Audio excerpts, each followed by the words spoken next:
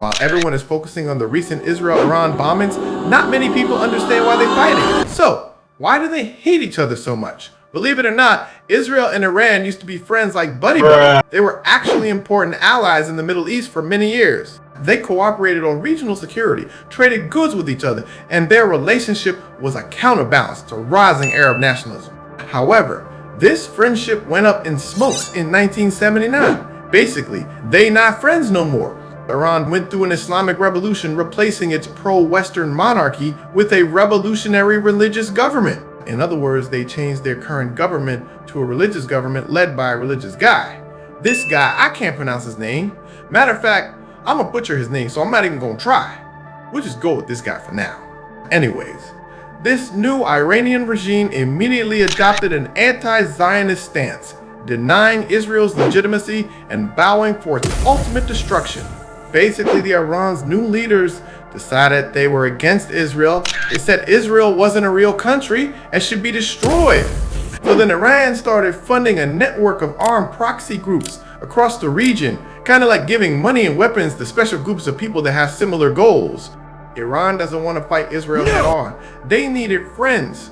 That way, them friends can keep Israel busy while Iran does its own thing.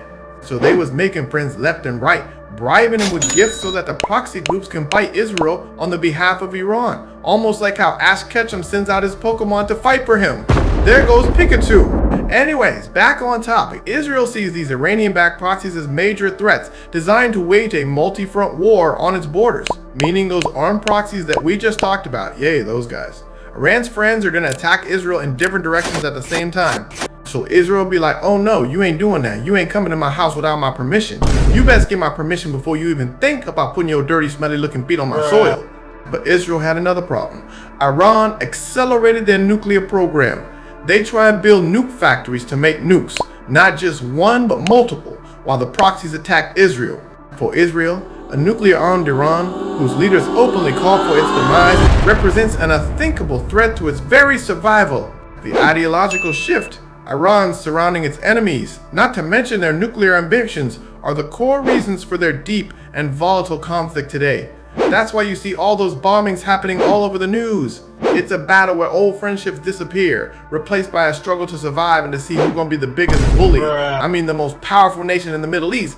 Yeah, that's what I meant. Think about it. If you fighting against a bully, you definitely don't want to be the loser, because they might crush you when you're down and take you out permanently. But this raises so many more questions.